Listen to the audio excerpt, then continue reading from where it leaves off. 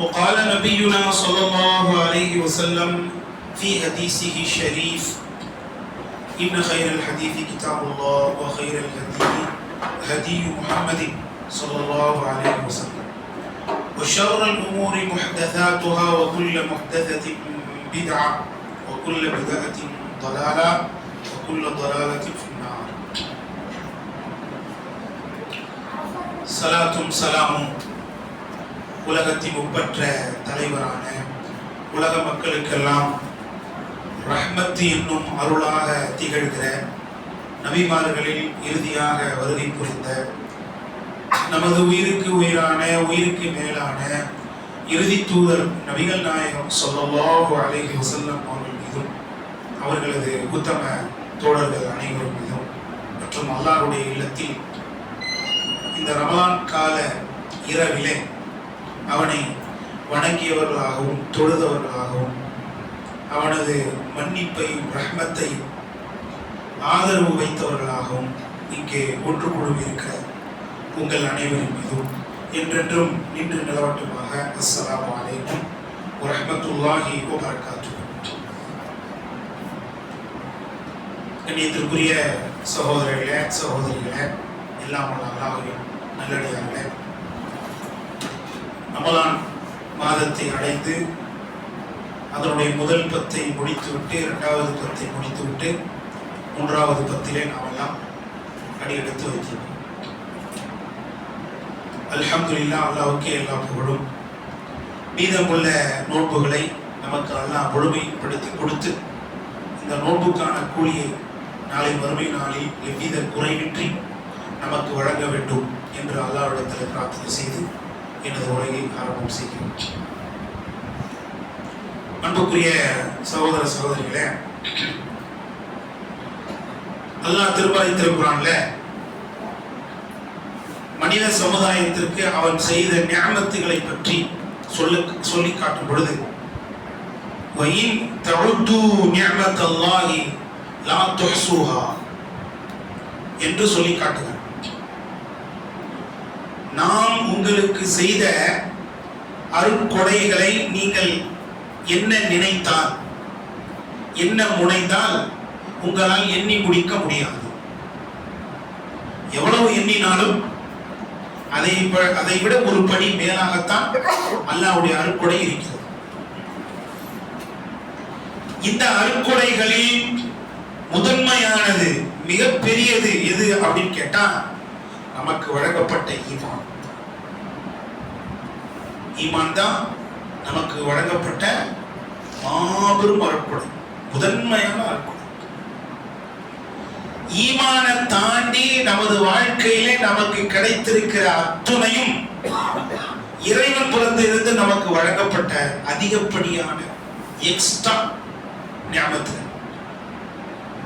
அது எதுவா இருக்கலாம், நல்ல மனைவியா இருக்கலாம், நல்ல கணவனா இருக்கலாம், நல்ல வீடாக இருக்கலாம், நல்ல பொருளாதாரமா இருக்கலாம், நல்ல படிப்பாக இருக்கலாம், நல்ல வேலையாக இருக்கலாம், நல்ல எதிர்காலமாக இருக்கலாம். எதுவா இருந்தாலும் இதெல்லாம் ஈமானுக்கு அடுத்தபடியா இறைவன் புறத்தில் இருந்து நமக்கு கிடைச்சிருக்கிற எக்ஸ்ட்ரா போனஸ். பெருசு இதுதான் ஈமான், இறை நம்பிக்கை. இந்த ஈமானை, இறை நம்பிக்கையை நாம் நமது வாழ்க்கையிலே புதுப்பித்துக் கொண்டே இருக்க வேண்டும். நம்முடைய மரணம் வரை அதை பாதுகாக்க வேண்டும். இந்த ரெண்டு பெரிய பொறுப்பும் கடமையும் நம் மீது இருக்கிறது. அன்புக்குரியவர்களே, அல்லாஹ் திருமறை திருக்குர்ஆன்ல ஈமானை புதுப்பிக்க வேண்டும் என்று சொல்லி காட்டுகிறார். யா அய்யுஹல்லதீன ஆமனூ ஆமினூ பில்லாஹி வ ரசூலிஹி. ஈமான் கொண்ட இறை விசுவாசிகளே, அல்லாஹ்வையும் ரசூலையும் நீங்கள் ஈமான் கொள்ளுங்கள் அப்படின்னு அல்லாஹ் சொல்றான். இந்த வசனத்துல நம்முடைய ஈமானை புதுப்பிக்க வேண்டும் என்கிற அறிவுரையையும் நம்முடைய ஈமானை நாம் பாதுகாக்க வேண்டும் என்கிற அறிவுரையையும் தான் அல்லாஹ் தருகிறான். எப்படி? இந்த அழைப்பு நசாராக்களுக்கு கொடுக்கப்படல. யகூதிகளுக்கு கொடுக்கப்படல, அல்லது உலக மக்கள் எல்லோருக்கும் கொடுக்கப்படல. அப்படிதானே? இப்ப அல்லாஹ் யகூதிகளை அழைத்து சொன்னால் நாம புரிஞ்சிக்கலாம், அவங்கள அல்லாஹ் இஸ்லாத்தை ஏத்துக்க சொல்றான் அப்படி. நசாராக்களை அழைச்சி சொன்னா அவங்களையும் இஸ்லாத்தை ஏத்துக்க சொல்றான் அப்படின்னு நாம புரிஞ்சிக்கலாம். அல்லது யா அய்யுஹன்னாஸ், மக்களே என்று அல்லாஹ் அழைத்து சொல்லியிருந்தால் அவ்வாறு நாம புரிஞ்சிக்கலாம். ஆனா இங்க அழைப்பு யாருக்கு கொடுக்கப்பட்டது? ஈமான் கொண்டவர்களுக்கு தான் அழைப்பு. ஈமான் கொண்டவர்களே நீங்க அல்லாஹ்வை ரசூலை ஈமான் கொள்ளுங்க. அப்படின்னா என்ன அர்த்தம்? நம்முடைய ஈமான என்ன செய்யணும்? புதுப்பிச்சுக்கிட்டே இருக்கணும். நம்முடைய ஈமான பாதுகாக்கணும் அப்படிங்கிற அறிவுரையை அல்லாஹ் இந்த வசனத்தில் தருகிறார். அல்லாஹ்வை தொடர்ந்து அல்லாஹ்வின் தூதர் ஸல்லல்லாஹு அலைஹி வஸல்லம் அவர்களும் நமது ஈமானை புதுப்பிக்க வேண்டும் என்கிற அறிவுரையை நமக்கு வழங்கினார்கள். அல்லாஹ்வுடைய ரசூல் சொல்ற செய்தியை பாருங்க, அழகா உதாரணமா நமக்கு சொல்றாங்க. இன்னல் ஈமான ல யஹ்லகு ஃபீ ஜௌஃபி அஹதிக்கும் கமா யஹ்லகு ஸௌப். ஆடை பயன்படுத்த அது எப்படி இற்று போய் விடுகிறதோ, பலகீனத்தை அடைகிறதோ, நெஞ்சி போய் விடுகிறதோ, அதே மாதிரி உங்களுடைய உள்ளத்திலே உள்ள ஈமான் என்ன செய்து இற்று போய் விடுகிறது, பலகீனத்தை சந்திக்கிறது. எவ்வளவு பெரிய பிராண்டு சட்டை வாங்கினாலும் யூஸ் பண்ண அடிச்சு துவைக்க என்ன ஆகும்? நூல் பிஞ்சு வரும், கலர் மங்கும், கடைசியில வீணா போயிடும். அத மாதிரி தான் ஈமானும் என்ன செய்யுமா? பலகீனம் அடையும். ஃபஸ்அலுல்லாஹ அய்யுஜத்திதல் ஈமான ஃபீ குலூபிக்கும். எனவே உங்களுடைய உள்ளத்துல உள்ள ஈமானை புதுப்பிக்க நீங்க அல்லாஹ் கிட்ட துஆ கேட்டு வாருங்கள். அல்லாஹ் என் ஈமானை ஃப்ரெஷ்ஷா வச்சுக்கோ, என் ஈமானை அதிகப்படுத்திக்கிட்டே இரு, என் ஈமானை மௌத்தா போற வரைக்கும் பாதுகாத்து அப்படின்னு துஆ கேட்டு வரணும் என்று நபிகள் நாயகம் ஸல்லல்லாஹு அலைஹி வஸல்லம் அவர்கள் குறிப்பிடுகிறார்கள். குர்ஆனை தொடர்ந்து ஹதீஸை தொடர்ந்து தங்களது ஈமானை புதுப்பிக்கிற விஷயத்துல சஹாபாக்கள் எப்படி நடந்து கொண்டாங்க அப்படிங்கிற அந்த பகுதியை நாம பார்த்தோம்னா, சுப்ஹானல்லாஹ், ஒருவர் சந்தித்துக் கொண்டு அவரை பேசினால் என்ன சொல்லுவாங்க தெரியுமா? தஆலவு நஜ்லிஸ் நுமின் சாஅத்தன். வாங்க நம்ம கொஞ்ச நேரம் உட்கார்ந்து ஈமான் கொள்வோம். என்ன வார்த்தை? வாங்க நாம கொஞ்ச நேரம் உட்கார்ந்து ஈமான் கொள்வோம். அப்படின்னு என்ன அர்த்தம்? நம்முடைய ஈமானை புதுப்பிச்சுப்போம், ஃப்ரெஷ் ஆக்கிப்போம். என்னைக்காவது ஒரு நாள் இந்த மாதிரி யாரையாவது பார்த்து சந்திச்சு நம்ம சொல்லியிருக்கோமா? நம்ம சொல்றதுலாம் என்ன தெரியுமா? வாங்கலாம் டீ குடிக்க போகலாம், வாங்கலாம் சாப்பிட போகலாம், வாங்கலாம் விளையாட போகலாம், இன்னும் என்ன இருக்கு, வாங்கலாம் அதுக்கு போகலாம், இருக்கா இல்லையா? இப்படிதான் நாம கருத்துக்களை பேச்சுக்களை பரிமாறிக்கிறோம். ஆனா சஹாபாக்கள் வாங்க நம்ம கொஞ்ச நேரம் உட்கார்ந்து ஈமான் கொள்வோம்.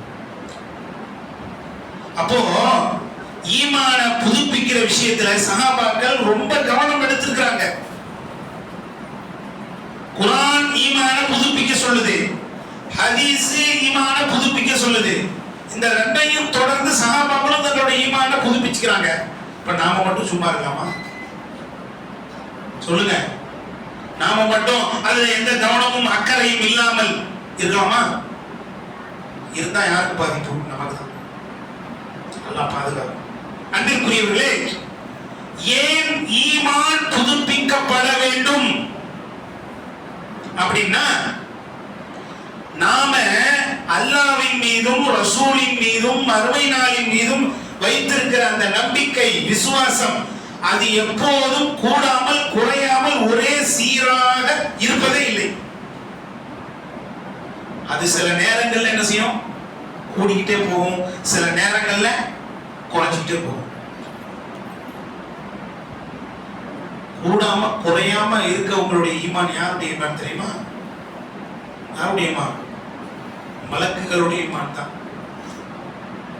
உலமாக்கள் நமக்கு சொல்றாங்க, மலக்குகளுடைய ஈமான்ல எந்த மாற்றமும் நடக்காது, கூடாது குறையாது, அப்படியே. மலக்குகளை தவிர்த்து நபிமார்களுடைய ஈமான் இருக்கு பாருங்க, அவங்களுடைய ஈமான் குறையாது, ஆனா கூடிட்டே இருக்கும். ஈமான் குறையாது, ஆனா கூடிட்டே இருக்கும். மலக்குகளை தவிர்த்து நபிமார்களை தவிர்த்து மிச்சமுள்ள அத்தனை பேருடைய ஈமானும் என்ன செய்யும்? கூடிக்கிட்டே இருக்கும், குறைச்சிக்கிட்டே இருக்கும். கூடுனா பிரச்சனை இல்லை, அல்ஹம்துலில்லாஹ். நாம இந்த உலக வாழ்க்கையிலும் நல்லா இருக்க போறோம், மரணத்துக்கு பிறகு உள்ள வாழ்க்கையிலும் நல்லா இருக்க போறோம். குறைஞ்சதுன்னா பெரிய ஆபத்தா இல்லையா? அதனுடைய தீய விளைவை நாம் சந்திக்க வேண்டுமா இல்லையா? அதனாலதான் நம்முடைய ஈமானை புதுப்பிக்கிற கட்டாயத்திலே இருக்கிறோம். இன்னும் ஏன் ஈமான் ஏன் புதுப்பிக்கப்பட வேண்டும், அது அதிகப்படுத்தப்பட வேண்டும் என்பதற்குரிய காரணத்தை அறிய வேண்டுமா? நபிகள் நாயகம் ஸல்லல்லாஹு அலைஹி வஸல்லம் நமக்கு சொல்றாங்க, நாளை மறுமை நாளில் குண்டான பருமனான ஒரு மனிதன் கொண்டு வரப்படுவான். அவனை அல்லாஹ் நன்மையும் தீமையும் அளக்கிற தராசிலே வைத்து அளந்து பார்ப்பான். அப்படி அளந்து பார்க்கிற சமயத்தில் அவனுக்கு கொசுவினுடைய ரெக்கை அளவுக்கு கூட எடை இருக்காது, கனம் இருக்காது அப்படின்னு சொல்றாங்க. கொசுடைய ரெக்கைக்கு ஏதாவது வெயிட் இருக்கா? ஆனா அந்த வெயிட்டை கண்டுபிடிக்கிறது கருவி இருக்கு, அப்படிதானே? அந்த அளவுக்கு கூட அவனுக்கு வெயிட் இருக்கா. நீங்க விரும்பினா இந்த வசனத்தை ஓதிங்கன்னு நபிகள் நாயகம் ஸல்லல்லாஹு அலைஹி வஸல்லம் அவர்கள் ஒரு வசனத்தை ஓதி காட்டினார்கள். ஃபலா நுகீமு லஹும் யௌமல் கியாமத்தி வஸ்னா, மறுமை நாளில் அவனுக்கு யாதொரு எடையையும் நாம் ஏற்படுத்த மாட்டோம் என்று அல்லாஹ் சொல்றானே, அந்த வசனத்தை ஓதி. இது எதுக்கான எடை தெரியுமா? நம்முடைய ஈமானுக்கான எடை. நம்முடைய நன்மை தீமை அளக்கப்படுவது தனி, அது தனி சாப்டர். அது அளக்கப்படுவது மாதிரியே நம்முடைய உள்ளத்திலே பாய்ந்த அந்த ஈமானும் நிச்சயம் மறுமை நாளில் அளக்கப்படும். அதைத்தான் நபிகள் நாயகம் ஸல்லல்லாஹு அலைஹி வஸல்லம் இந்த ஹதீஸ்ல சொல்லி காட்டுறாங்க. இப்னு மஸ்ஊத் ரலியல்லாஹு அன்ஹு என்ற நபித்தோழருக்கு நபிகள் நாயகம் ஸல்லல்லாஹு அலைஹி வஸல்லம் அவர்கள் சொன்ன சிறப்பு என்ன? இவரை அல்லாஹ் தராசிலே வைத்து அளந்து பார்க்கும் பொழுது, அல்லது இவரது இரு கால்களை மட்டும் அல்லாஹ் தராசிலே வைத்து அளந்து பார்க்கும் பொழுது, உஹது மலையை விட இவருக்கு அதிக கனம் இருக்கும், எடை இருக்கும் அப்படின்னு சொன்னாங்க. இத்தனைக்கு இப்னு மஸ்ஊத் ரலியல்லாஹு அன்ஹு அவர்கள் மெலிந்து ஒல்லியா இருக்கக்கூடிய ஒரு சஹாபி. அவங்களுடைய கால்கள் இன்னும் மெலிந்து ஒல்லியா இருக்கும். ஒரு முறை நபிகள் நாயகம் ஸல்லல்லாஹு அலைஹி வஸல்லம் அவர்களுக்கு மிஸ்வாக்கு குச்சி தேவைப்பட்டுச்சு. அதை ஒடிப்பதற்காக மரத்து மேல ஏறினாங்க. அந்த நேரத்துல காத்து அடிச்சு அவங்களுடைய கீழாடை விலகிடுச்சு. விலகினோட அந்த மெலிந்த கால்களை பார்த்துட்டு எல்லாம் சிரிச்சாங்க. ஒரு காத்துக்கு தாங்காதான் இருப்பார் போல அப்படி. உடனே ரசூலுல்லாஹ் சொன்னாங்க, யாரை பார்த்து நீங்கள் சிரிக்கிறீர்கள்? அவருக்குரிய சிறப்பும் உயர்வும் மேன்மையும் என்ன தெரியுமா? அல்லாஹ் இவரை தராசிலே வைத்து அளந்து பார்க்கும் பொழுது உஹது மலையை விட அதிக கனம் இவருக்கு இருக்கும் அப்படின்னா. எப்படிங்க இது? ஒல்லியா இருக்கிற ஒருத்தருக்கு அதிகமா வெயிட் வருது, குண்டா இருக்கிற ஒருத்தருக்கு அங்க அதிகமா வெயிட் இல்லை. இதை வச்சு உள்ளத்துல பாஞ்ச ஈமான வச்சு, உள்ளத்துல இருக்கிற அந்த நம்பிக்கையை வைத்துதான் அங்கே இடை கூடுவது குறைவது. அப்ப நம்முடைய ஈமானம் அளந்து பார்க்கும் போது பெருசா இருக்கணும்னா அவன் ஈமான புதுப்பிக்கணுமா இல்லையா? அதிகப்படுத்தணுமா இல்லையா? அன்பிற்குரியவர்களே, ஈமானுடைய கடைசி 4 அளவு ஹதீஸ்ல சொல்லப்படுது. அல்லாஹ் பாதுகாக்கணும். இந்த கடைசி 4 அளவுல நம்ம எல்லாம் எதுல இருக்கோம்னு தெரியும். கடைசி 4 அளவு ஹதீஸ்ல சொல்லப்படுது. புகாரி முஸ்லிம்ல பதிவு செய்யப்பட்ட ஹதீஸ் தான். நீங்களாம் நமக்கு புகாரி எல்லாம் பழசாயிடுச்சு. ஆனா புகாரி தானே அதெல்லாம் நமக்கு தெரிஞ்ச ஹதீஸ் அப்படி. அந்த புகாரியில பதிவு செய்யப்பட்ட ஹதீஸ் தான். நபிகள் நாயகம் ஸல்லல்லாஹு அலைஹி வஸல்லம் சொல்றாங்க, நாளை மறுமை நாளில் அல்லாஹ் மலக்குகளை நோக்கி சொல்லுவான், மலக்குகளே, யாருடைய உள்ளத்திலே 1 தீனார் அளவு ஈமான் இருக்கிறதோ அவர்கள் எல்லோரையும் நரகத்தில் இருந்து நீங்கள் வெளியேற்றுங்கள். 1 தீனார் எவ்வளவு ரவுண்ட் தெரியுதா? 1 தீனார்னா நம்ம நாட்டு பாஷைக்கு என்னங்க? 1 ரூபா காசு. அந்த ரவுண்ட் எவ்வளவு பெருசா இருக்கு? இந்த ஈமான் யாருடைய உள்ளத்துல இருக்கோ எல்லாம் நரகத்துல இருந்து வெளியேற்று. மலக்குகள் போய் அந்த ஈமானிய அளவை பார்த்து என்ன செய்வாங்க? நரகத்துல இருந்து வெளியேற்றுவாங்க. அடுத்து அல்லாஹ் சொல்லுவான், மலக்குகளே, யாருடைய உள்ளத்திலே 1/2 தீனார் அளவுக்கு ஈமான் இருக்குதோ அவங்க எல்லாரும் நரகத்திலிருந்து வெளியேற்று. முழு தீனார்ல பாதி, 1/2 தீனார், அதை விட குறைச்சது தானே. உடனே மலக்குகள் அந்த மாதிரி அளவு இருக்கிறவங்களை பார்த்து வெளியேற்றுவாங்க. அடுத்து அல்லாஹ் சொல்லுவோம், மலக்குகளே, யாருடைய உள்ளத்திலே கடுகளவு ஈமான் இருக்கிறதோ அவர்களையும் நீங்கள் நரகத்திலிருந்து வெளியேற்று. கடுகளவு ஈமான் கூட அல்லாஹ்வுக்கு தெரியுமில்ல. அதனாலதான் மலக்குகள் என்ன செய்யறாங்க? அதை பார்த்து மக்களை வெளியேற்ற. அடுத்து அல்லாஹ் அறிவிப்பான், மலக்குகளே, யாருடைய உள்ளத்திலே அணு அளவு ஈமான் இருக்கிறதோ அவர்களையும் நீங்கள் நரகத்திலிருந்து வெளியேற்று. இந்த அணுவுக்கு மேல ஒரு அளவு. அணுங்கிறது என்னங்க? ரொம்ப சின்னது, கண்ணாலதான் பார்க்க முடியாது. அணுன்னு சொன்னா என்ன தெரியுங்களா? ஒரு பொருளை பிரிச்சு பிரிச்சு பிரிச்சு பிரிச்சு பிரிச்சு பிரிச்சு பிரிச்சு கடைசியில பிரிக்க முடியாம ஒண்ணு இருக்கு பாருங்க, அதுக்கு பேர் தான் என்னது? அணு. இந்த அணு அளவு யார்கிட்ட ஈமான் இருக்கோ அவங்களே நரகத்திலிருந்து வெளியேற்று என்று அல்லாஹ் சொல்ல, அதே மாதிரி மலக்குகள் என்ன செய்வாங்க? தேடி பிடிச்சி இந்த அணு அளவு ஈமான் இருக்கிறவங்கள நரகத்திலிருந்து வெளியேற்றும். இது ஈமானுடைய கடைசி 4 அளவு.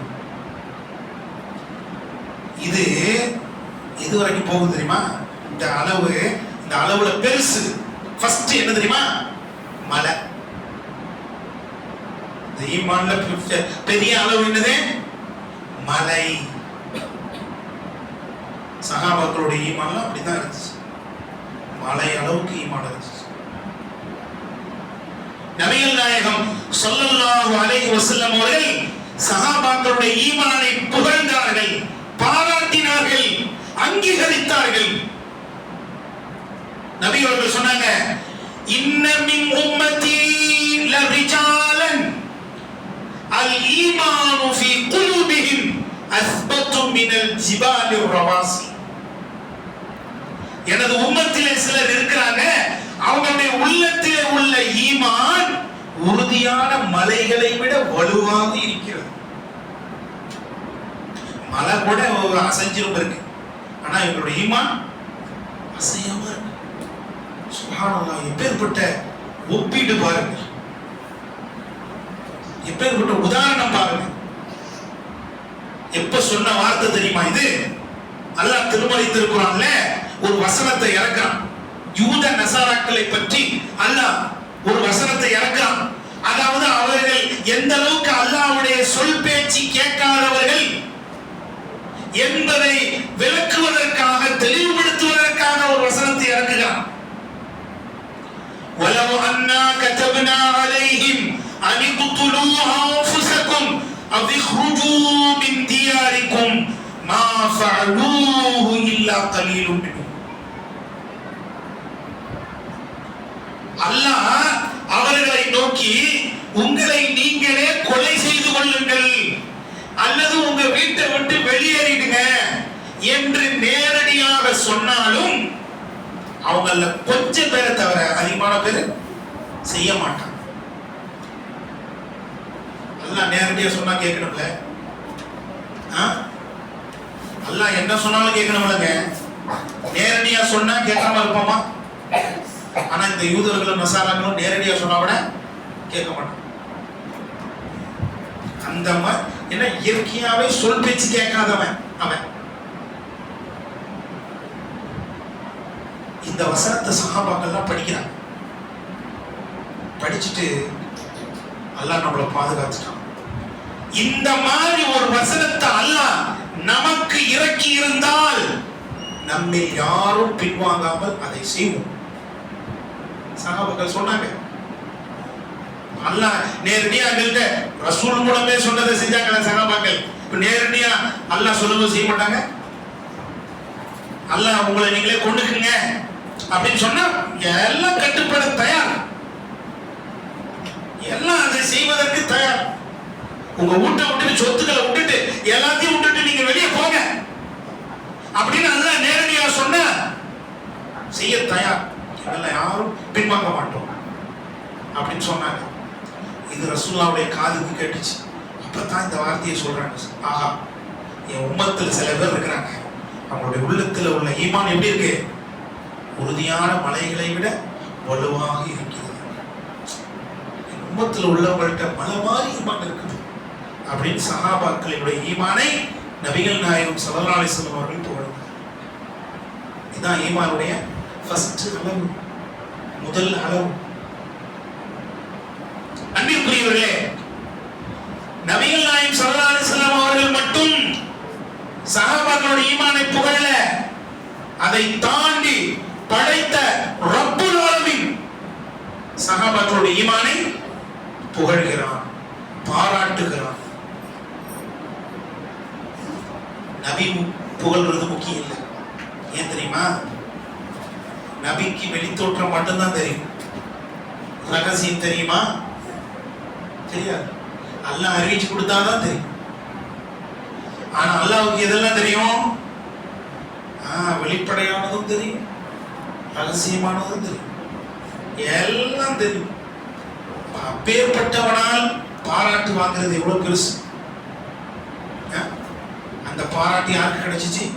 சஹாபாக்களுக்கு கிடைச்சிச்சு. சுப்ஹானல்லாஹ். குர்ஆனை எடுத்து படிச்சு பாருங்க. அல்லாஹ் சஹாபாக்களுடைய ஈமானை எப்படி எல்லாம் புகழ்ந்து பேசுகிறான். அல்லாஹ் சொல்கிறான், உலாயிக கதப ஃபீ குலூபிஹிமுல் ஈமான். அவர்கள் எத்தகையோர் என்றால் அவர்களுடைய உள்ளத்திலே நாம் ஈமானை எழுதி விட்டோம், ஈமானை பதித்து விட்டோம்.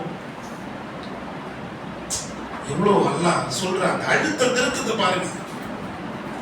ஈமானை அவர்கள் ஏற்றுக்கொண்டார்கள் என்று சொல்லல, அல்லது ஈமானை அவர்களுக்கு நாம் கொடுத்தோம் அப்படின்னு சொல்லல. என்ன சொல்றான்? ஈமானை அவருடைய உள்ளத்திலே எழுதி விட்டோம். எழுதுனா என்ன அர்த்தம்? என்றும் மாறாது, குறையாது. அந்த அளவுக்கு அவங்களுடைய ஈமான் இருந்துச்சு என்பதை அல்லாஹ் திருமறை திருக்குர்ஆனிலே சொல்லி காட்டுகிறார். வலக்கின் அல்லாஹ் ஹப்பப இலைக்குமுல் ஈமான வஸய்யனஹு ஃபீ குலூபிக்கும். மாறாக அல்லாஹ் இந்த ஈமானை உங்களுக்கு பிரியமுள்ளதாக ஆக்கி வைத்தான். இந்த ஈமானை உங்களுக்கு அழகாகவும் அலங்காரமாகவும் ஆக்கி வைத்தான். யாருக்கு? சஹாபாக்களுக்கு. உலகத்திலே சஹாபாக்களுக்கு பிடிச்சது ஈமான் தான். உலகத்திலே அவங்களுக்கு ரொம்ப ரொம்ப அழகா ரொம்ப அலங்காரமா தெரிஞ்சது எதுதான்? ஈமான் தான். நமக்கெல்லாம் ஏதோ அழகா தெரியுதுங்க. நமக்கெல்லாம் ஏதோ பிரியமா தெரியுது, ஏதோ அலங்காரமா தெரியுது. சஹாபாக்களுக்கு ஈமான் தான் பெருசு. அப்படி ஆக்கப்பட்டார்கள், அப்படி இருந்தார்கள் என்று அல்லாஹ் பதிவு செய்யும். அடுத்து அல்லாஹ் சொல்றா பாருங்க, இன்னல்லதீன ஆமனூ வல்லதீன ஹாஜரு வஜாஹது ஃபீ ஸபீலில்லாஹி வல்லதீன ஆவவ் வநஸரு உலாயிக ஹுமுல் முஃமினூன ஹக்கா. யார் ஈமான் கொண்டு அல்லாஹ்வுடைய பாதையிலே ஹிஜ்ரத்தும் செய்து அல்லாஹ்வுடைய பாதையிலே போரும் புரிந்து ஹிஜ்ரத் செய்து வந்தவர்களுக்கு அடைக்கலமும் தந்து ஹிஜ்ரத் செய்து வந்தவர்களுக்கு பொருளாதாரத்தை கொடுத்து உதவியும் செய்தார்களோ அத்தகைய மக்கள் தான் உண்மையான முஃமின்கள். என்ன சொல்றாங்க?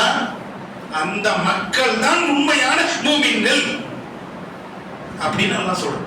இது என்ன, இதை விட என்ன பாராட்டு வேணுங்க? ரப்புல் ஆலமீன் இதை விட தாண்டி என்ன வார்த்தையை பயன்படுத்தும்? அவங்க தான் உண்மையான முஃமின்கள். இந்த வசனம் கண்டிப்பா நேரடியா சஹாபாக்களை தான் பேசுது அப்படின்னு நாம உறுதியா சொல்லலாம். ஏன் இந்த வசனத்துல உள்ள 5 தன்மைகளும் யார்கிட்ட இருந்துச்சு? சஹாபாக்கிட்ட இருந்துச்சு. இந்த 5ல நம்ம கிட்ட ஒண்ணுதான் இருக்கு, மீதி எதுவுமே இல்லை. என்னது? யார் ஈமான் கொண்டு, ஈமான் இருக்குது இப்படிதானே. அடுத்து என்ன? ஹிஜ்ரத் யார் ஹிஜ்ரத் செஞ்சோமா? அடுத்து என்ன? ஜிஹாத், அல்லாஹ்வுடைய பாதையில போர் புரிந்தமா? இல்ல. அடுத்து அல்லாஹ் என்ன சொல்றான்? ஹிஜ்ரத் செய்து வந்தவர்களுக்கு அடைக்கலம் யார் கொடுத்தாங்களோ அப்படி அடைக்கலம் கொடுத்தோமா? அதுவும் இல்லை. ஹிஜ்ரத் செய்து வந்தவர்களுக்கு பொருளாதாரத்தை கொடுத்து உதவி செஞ்சோமா? அதுவும் செய்யல. அப்ப இந்த 4ஐயும் சேர்த்து செஞ்சது யாரு? சஹாபாக்கள். நாம ஒண்ணு மட்டும்தான் செய்யணும். எப்படி உண்மையான முஃமினா வர முடியும்?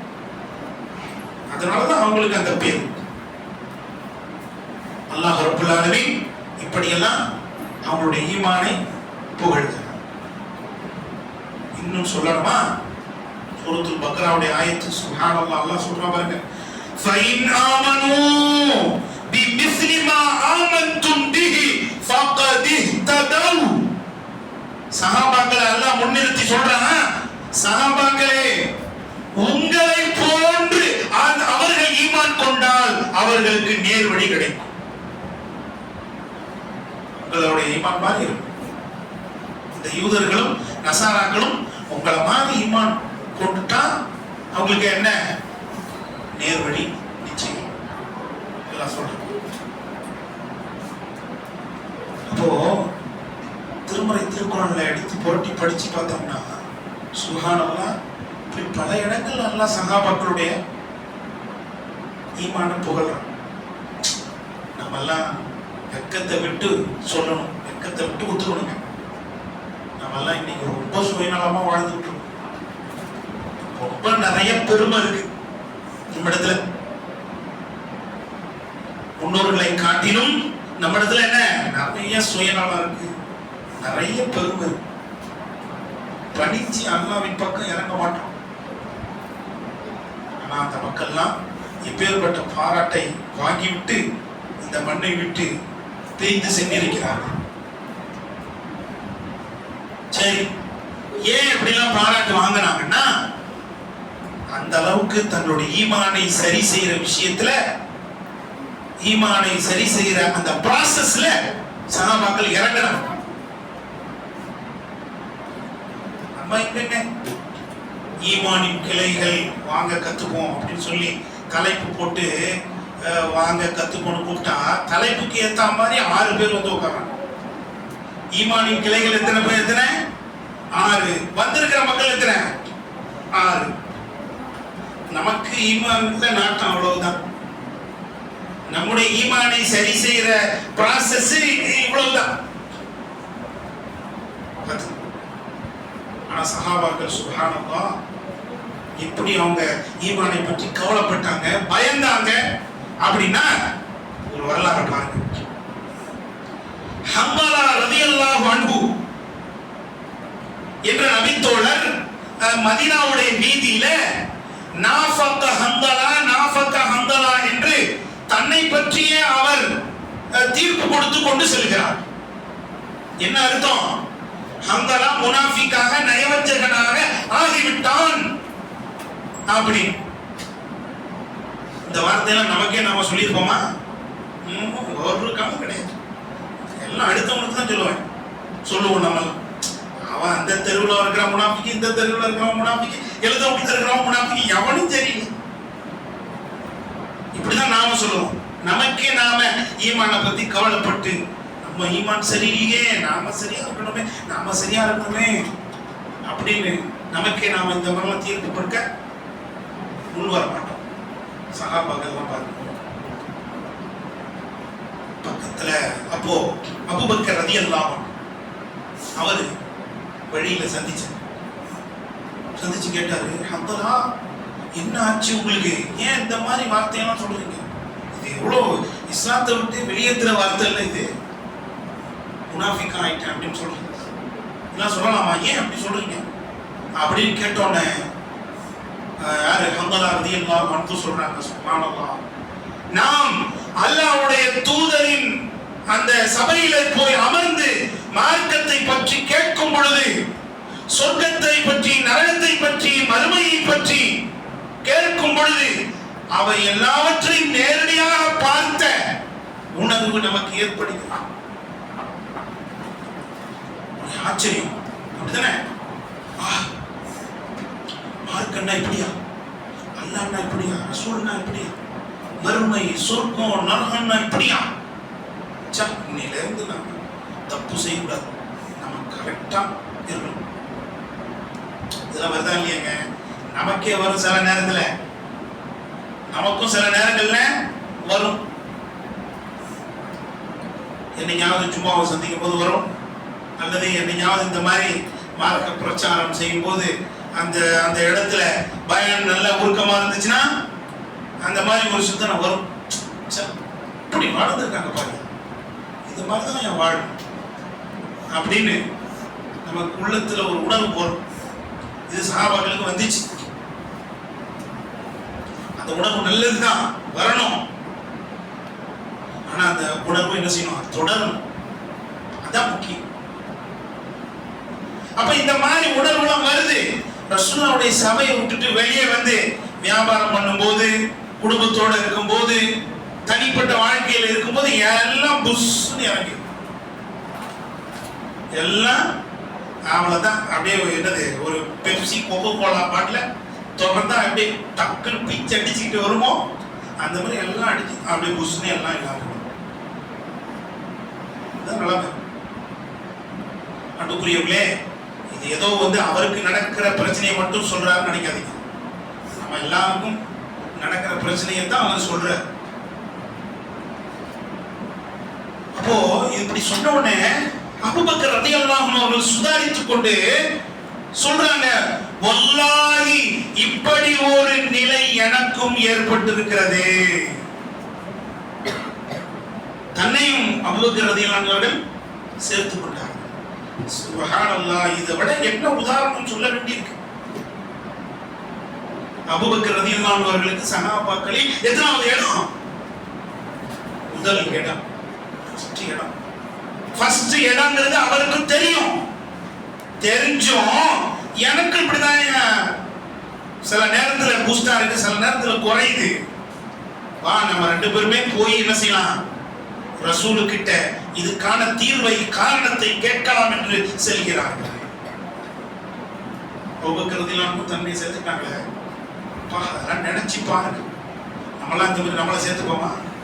இல்லைங்க, நம்ம கிட்ட ஒருத்தர் இந்த மாதிரி ஈமானி பிரச்சனையை பத்தி சொல்றாருன்னு வச்சுங்க, இந்த மாதிரி இருக்குதுங்க, தொழிலை விட்டுட்டங்க, அதை விட்டுட்டங்க, அப்படி இப்படி சொல்றாருன்னு வச்சுங்க, அதான் பாவி, அவ்வளவு மோசமான உன்னை நல்லவங்க நினைச்சேன் நானு அப்படின்னு என்ன செய்வோம்? அவருக்கு அறிவுரை பண்ணுவோம். நம்மளையும் அதில் சேர்த்துக்க மாட்டோம். ஆனா அபூபக்கர் ரலியல்லாஹு அன்ஹு தன்னை அதிலே சேர்த்துக் கொண்டார்.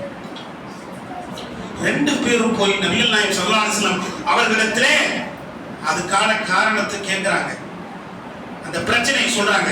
நபிகள் நாயகம் ஸல்லல்லாஹு அலைஹி வஸல்லம் அவர்கள் சொன்னார்கள், ذاك صريح الإيمان, ஈமான் அப்படித்தான் படைக்கப்பட்டிருக்கு. என்கிட்ட இருக்கிற மாதிரியே நீங்க வெளியில இருக்க முடியாது. அப்படி இருந்தால் மலக்குகள் உங்களுக்கு முசாஃபஹா செய்ய ஆரம்பித்து விடுவார்கள். மலக்குகளுடைய சலாம் எல்லாம் உங்க காதுல கேட்க ஆரம்பிச்சு. ஆனா ஈமான் எப்படி இருக்கும்?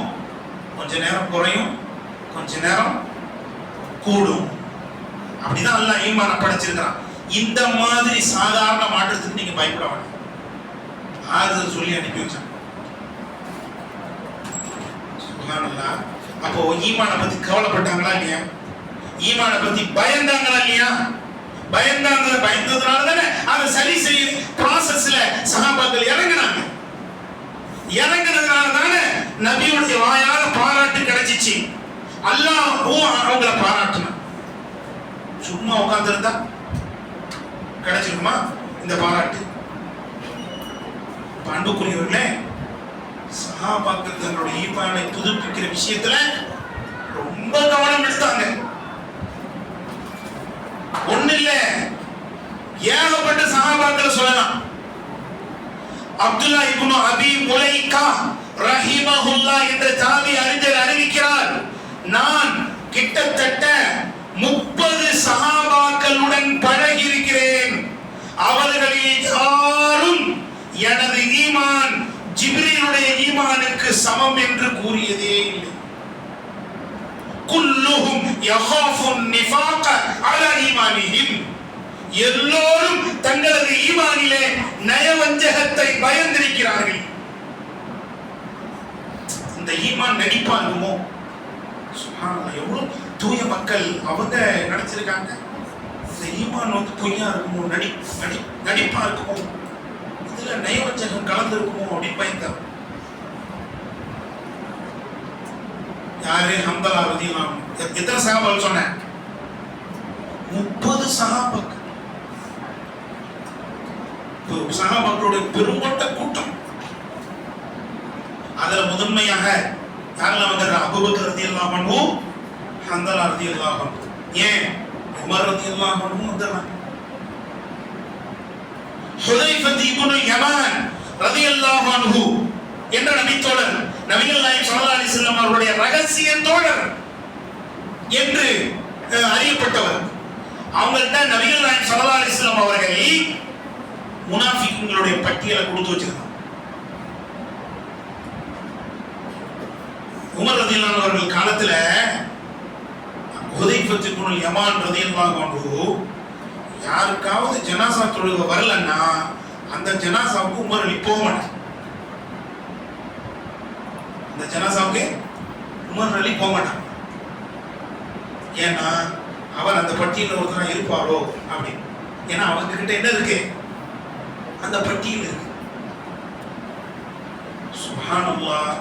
ஆட்சிக்கு வந்த பிறகு உமர் அலி அன்ஹு ஹுதைஃபா இப்னு யமான் போய் கேட்கறாங்க, அந்த லிஸ்ட் எல்லாம் கொடுங்க அப்படி. ஒருவேளை எல்லாம் போட்டு தரதுக்கு கேட்டாங்களோ என்னவோ தெரியல, அல்லது அந்த லிஸ்ட்ல என்ன இருக்குன்னு தெரிஞ்சுக்கிறதுக்காக கேட்டாங்களோ என்னவோ தெரியல. ஆனா கேட்டாங்க. ஹுதைஃபா இப்னு யமான் என்ன சொன்னாங்க? அதெல்லாம் அது ரசூலுல்லாஹ்வுடைய ரகசியம், யாருக்கும் தருவதற்கு நான் சொல்ல மாட்டேன். சரி, மொத்த பேரையும் சொல்ல வேணாம், நான் அதுல இருக்கிறானான்னு மட்டும் பார்த்து சொல்லுங்க. சுப்ஹானல்லாஹி ரப்பில் ஆலமீன். என்ன கேட்டாங்க உமர்? நான் என்னுடைய பேர் அதுல இருக்குதா, அதை மட்டும் எனக்கு சொல்லுங்க. அமீருல் முஃமினீனா தலைவராக இருந்து கேட்கும்போது அவர் என்ன மறுக்க முடியுமா? அந்த விஷயம் ரசூலுல்லாஹ்வுடைய ரகசியம். அதனால ஒரு ஹதீஸை போட்டோம்னா ஆஃப் ஆயிடுச்சு உமர் அலி. இங்க நான் இருக்கிறேன்னா சொல்லியா? உடனே ஹுதைஃபா இப்னு யமான் ரலியல்லாஹு அன்ஹு, உங்களுக்கு பிறகு யாருக்கும் நீங்க சொல்ல மாட்டேன், ஆனா நீங்க இல்லைன்னு சொன்ன உடனே கண்ணீர் வடித்து அழுகிறார் உமர் ரலியல்லாஹு. யோசிச்சு பாருங்க, அந்த லிஸ்ட்ல தன்னை வச்சு பார்க்கிற அளவுக்கு உமர் யோசிச்சிருக்காருன்னா தன் ஈமானை பற்றி எவ்வளவு கவலைப்பட்டிருக்கணும், எவ்வளவு பயந்திருக்கணும். இன்னைக்கெல்லாம் எல்லாம் தொழுக மிஸ் ஆகுது, ஜும்மா மிஸ் ஆகுது, அது மிஸ் ஆகுது, எல்லாம் மிஸ் ஆகுது. ஒண்ணும் இல்ல. எரும மாட்டு மேல பெஞ்ச மழை மாதிரி நிறைய பேர் என்ன செஞ்சிருக்கிறோம், இருந்துட்டு. எந்த குற்ற உணர்ச்சியும் இல்லை. இருக்கா இல்லையா? எந்த குற்ற உணர்ச்சியும் வர மாட்டேது. இந்த நம்முடைய ஈமான் இப்படிலாம் சரி போய்கிட்டு இருக்க, பலகீனமா போய்கிட்டு இருக்க. தொலையிடப்பட்ட பாத்திரத்துல தண்ணி ஒழுகுற மாதிரி அப்படியே கொஞ்சம் கொஞ்சமா ஒழுகி போய்கிட்டே இருக்க அப்படின்னு கொஞ்சம் கூட கவலை. ஆனா உமர் ரலியல்லாஹு அன்ஹு அவர்கள் அந்த முனாஃபிக்குடைய பட்டியல என் பேர் இருக்கான்னு கேட்டு தெரிஞ்சுக்க ஆர்வப்பட்டாங்கன்னா, சுப்ஹானல்லாஹ், எப்படி அவங்க ஈமானை பார்த்திருக்கிறாங்க. அன்புக்குரியவர்களே, அப்படின்னா நாம இந்த கொஞ்சமாவது ஈமானை பத்தி கவலைப்படணுமா இல்லையா? இதுதான் நம்ம ஃபர்ஸ்ட்ல பார்த்தோம். ஈமான் தான் பெரிய அருட்கொடை, முதல் அருட்கொடை, முக்கியமான அருட்கொடையை நாம சரியா கவனிக்காம விட்டுட்டோம்னா என்ன மத்தது கிடைச்சி என்ன? அதனால அன்புக்குரியவர்களே, ஈமானை புதுப்பிக்கிற அந்த வேலையில நாம் இறங்கும். அல்ஹம்துலில்லாஹ், அல்லாஹ் நம்முடைய அமல்களை ஏத்துக்கணும், நம்முடைய அமல்களை அங்கீகரிக்கணும், நிறைந்த கூலிகளை வழங்கணும். இந்த ரமலான் காலத்துல நாம் எல்லாம் பள்ளிவாசல் நிரம்ப வந்து உட்கார்ந்து இருக்கிறோம்னா நம்முடைய ஈமானெல்லாம் அதிகப்படுத்துறதுக்கு தான் வந்திருக்கிறோம். ஆனா இந்த ரமலான்ல செய்யற அந்த வேலை மற்ற நேரத்துல இல்லாம போயிடும்.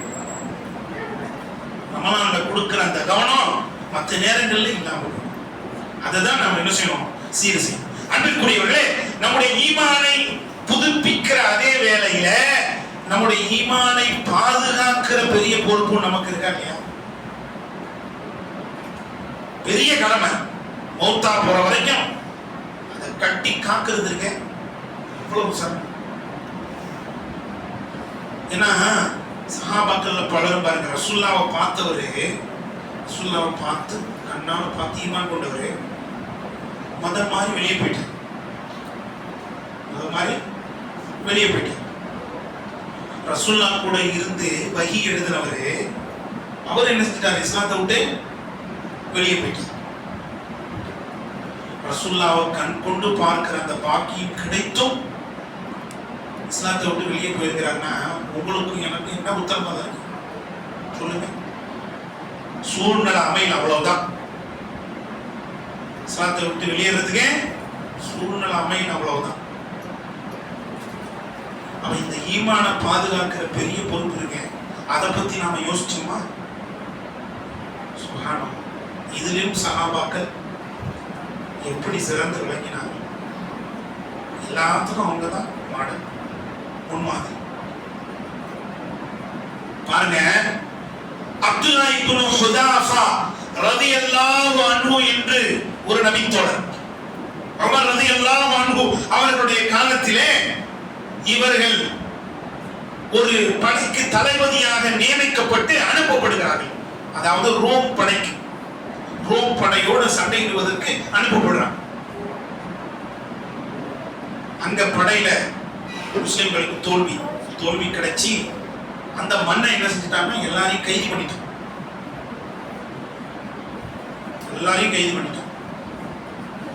படை தளபதி யாரு? அப்துல்லா இப்னு ஹுதாஃபா ரலியல்லாஹு அன்ஹு. அப்ப படை தளபதியை கூப்பிட்டு அவன் என்ன டிமாண்ட் வச்சான் தெரியுமா? நீ இஸ்லாத்தை விட்டு எனது ஆட்சியில் பாதியை உனக்கு தருகிறேன். ஒவ்வொரு மனுஷனுடைய ஈமானும் தடுமாறுற இடமா இல்லையாது, சருகிற இடமா இல்லையாது.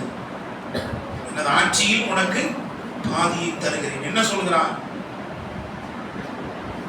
அப்துல்லா இப்னு ஹுதாஃபா ரலியல்லாஹு அன்ஹு அவர்கள் சொன்னார்கள், உனது ஆட்சியில் பாதி என்ன, உனது ஆட்சியை முழுமையாக கொடுத்தாலும், ஏன் இந்த அரபுலக மக்களின் ஆட்சியை முழுக்க எனக்கு கொடுத்தாலும், மா ராஜஅது அன் தீனி முஹம்மதின் தர்ஃபத் ஐன், ரசூலுல்லாஹ்வுடைய முஹம்மதின் மார்க்கத்தை கண் சிமிட்டும் நேரம் அளவுக்கு கூட நான் விட மாட்டேன் அப்படின்ட்டார்.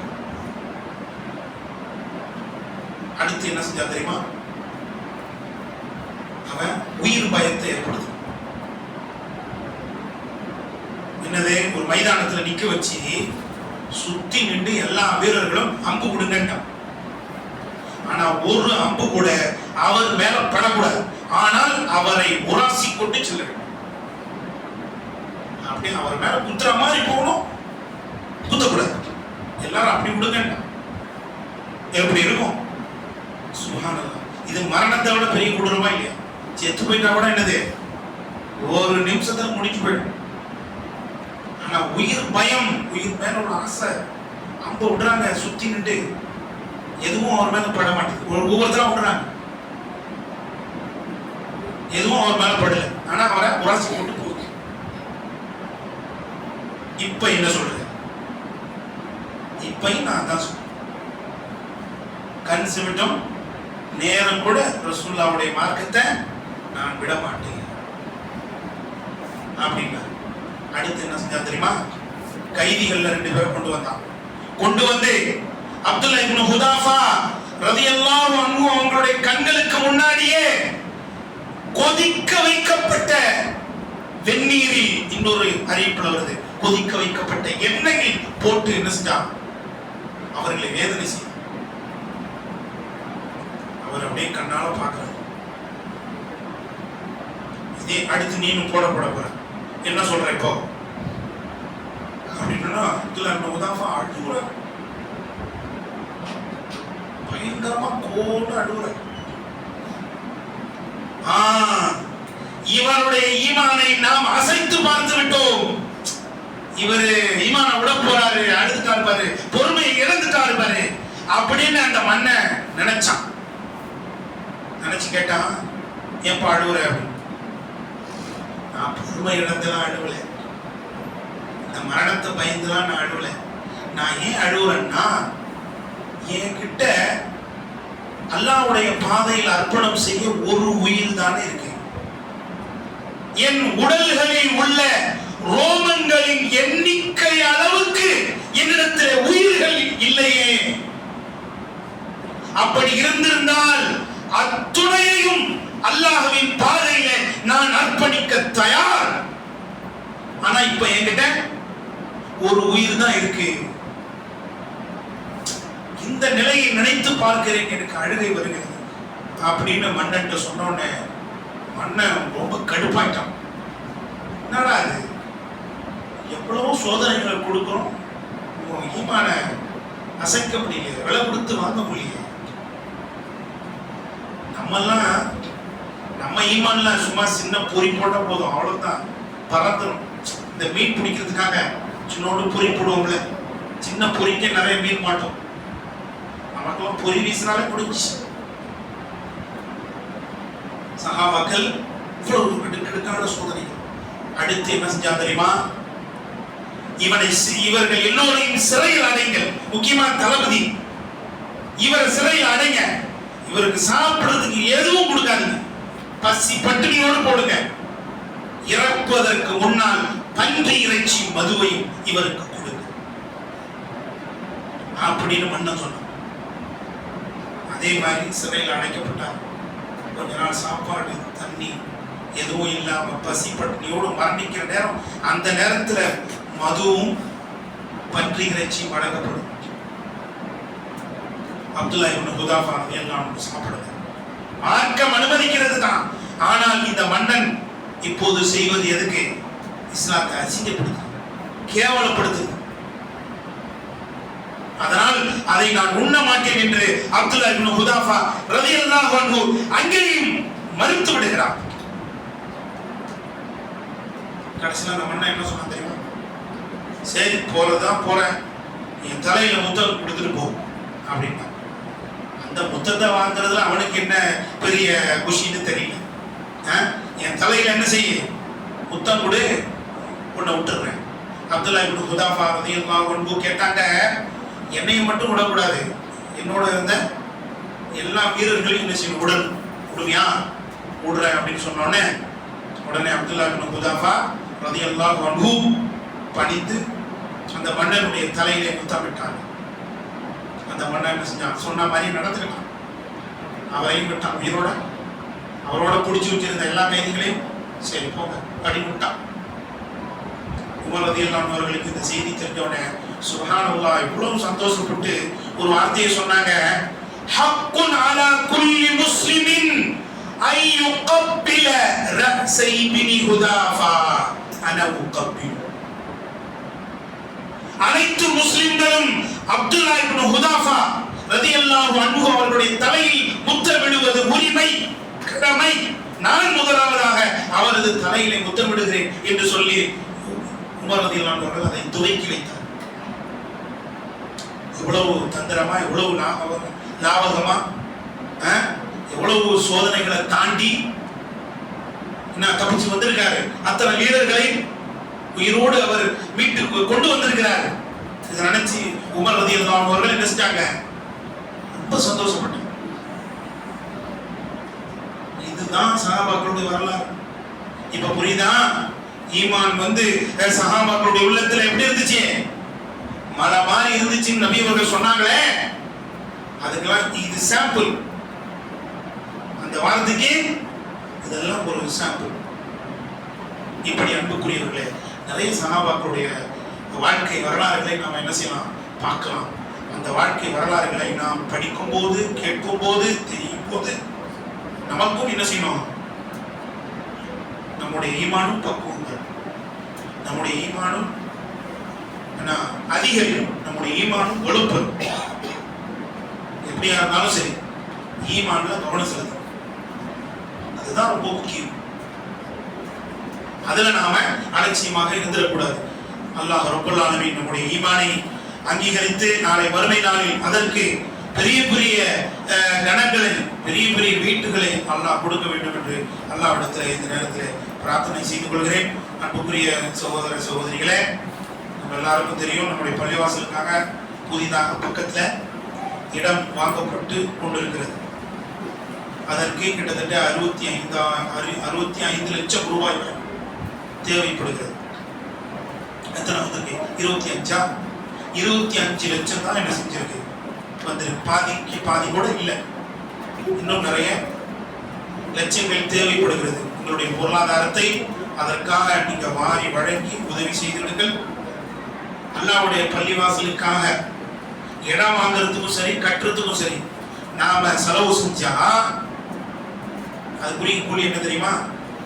நபிகள் நாயகம் ஸல்லல்லாஹு அலைஹி வஸல்லம் சொல்றாங்க, ஒரு ஹதீஸ்ல வருது, கமஃஹஸி கதாத், ஒரு குருவி கூட அளவுக்கு, குருவி கூட அளவுக்கு அல்லாஹ்வுடைய பள்ளிவாசலுக்கு நாம உதவுனாலும் அவங்களுக்கும் மறுமையில ஒரு வீடு இருக்கு, பெரிய பங்களா, மாளிகை. நான் முழுசா கட்டி கொடுக்கணும், அறவாசி கட்டி கொடுக்கணும், பெரிய பங்களிப்பு செய்யணும், இல்லைன்னா செய்யவே கூடாது அப்படிலாம் நினைக்காது. அப்படிலாம் நினைக்காது.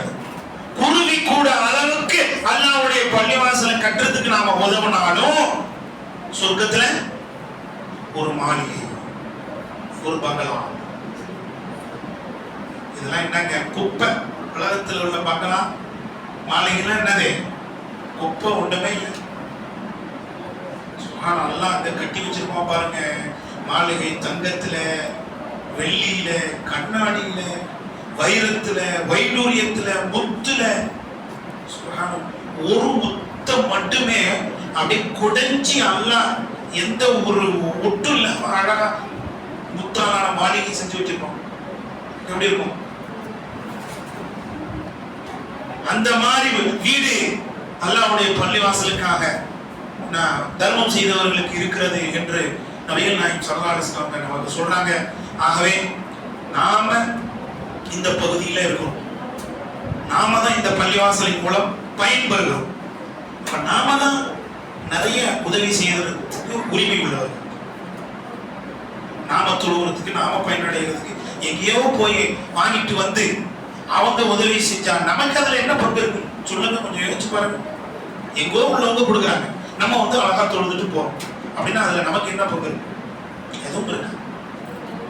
அதனால நாம என்ன செய்யணும்? முதல் பங்களிப்புகளை வழங்கணும். அல்ஹம்துலில்லாஹ்.